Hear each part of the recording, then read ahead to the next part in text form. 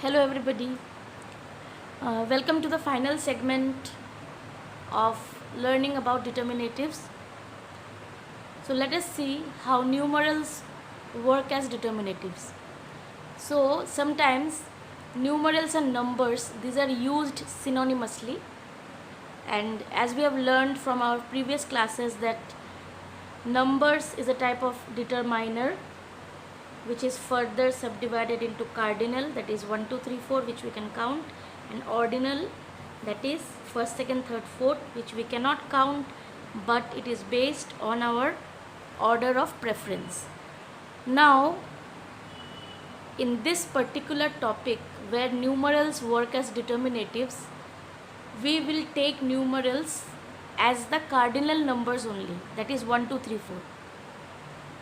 That means the numbers which we use for counting. Okay, so you can write the numeral 1 in words as ONE, 2 as TWO, and so on. Having said so, it is desirable to write the numerals in words when we especially use it in English grammar. In mathematics or science, you can write it as it is, but it is desirable to write the numerals in the form of words when you apply it in English grammar.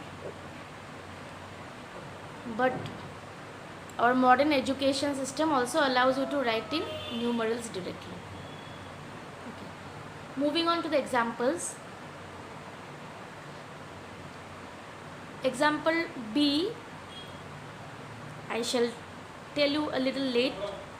So example A, you can see the sentence is, one cow broke all the 5 flower pots. So here it is talking about a specific noun which is a cow, it is one, that means singular. It is talking about specific flower pots which is plural, and its number is 5. So you can see the arrows which I have drawn for you so that you can have a better understanding. So we can ask question, how many cows were there? 1. What did it break? 5 flower pots. So you can see that in the same sentence we are having a singular noun, that is cow, and also a plural noun, that is flower pots. Okay. Now we will not write one cow brokes, BROKES. We will write one cow broke all the 5 flower pots, because it is a singular noun and the verb and the noun should be in coherence with each other. That means the verb should agree to the noun which is the subject, and vice versa. So this subject verb agreement is known as concord, CONCORD. Moving to example C, we have, those 2 boys ate 3 ice creams each. So we are talking about 2 boys. So boys is a plural noun and ice creams is also a plural noun. So in this sentence we are using 2 plural nouns to show how numerals work as determinatives. So how many boys? 2 boys. They have eaten what? Ice creams. How many? 3 each.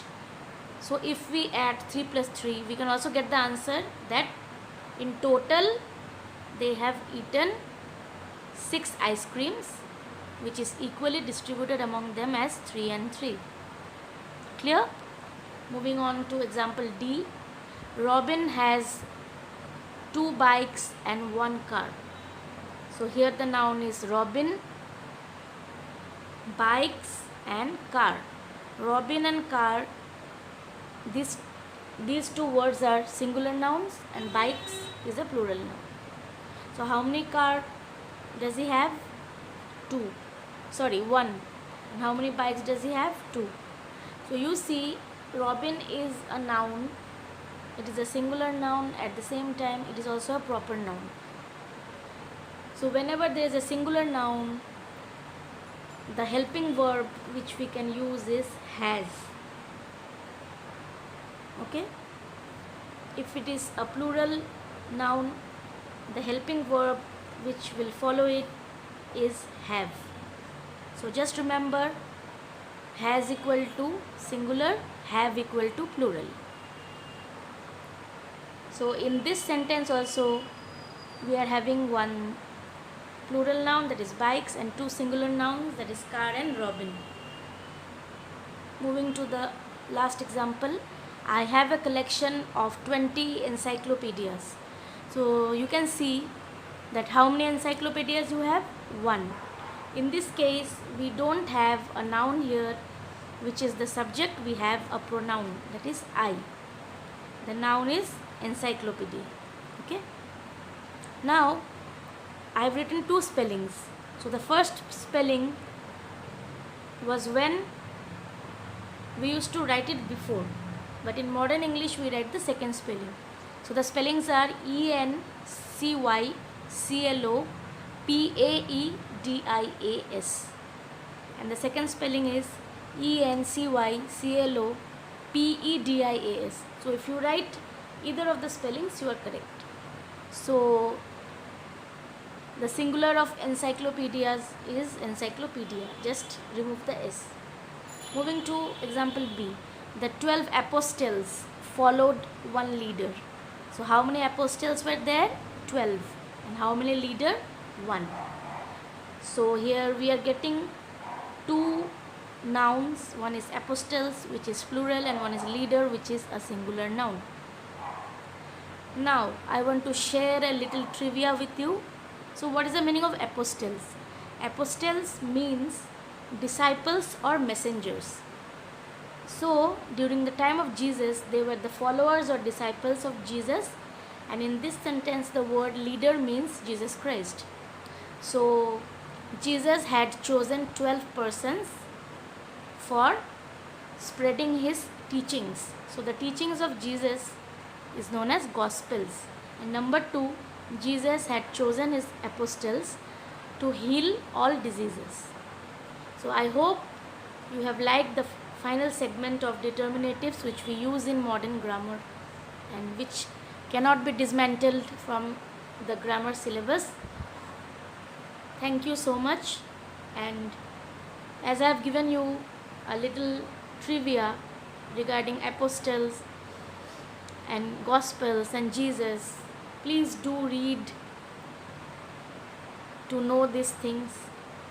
Thank you so much.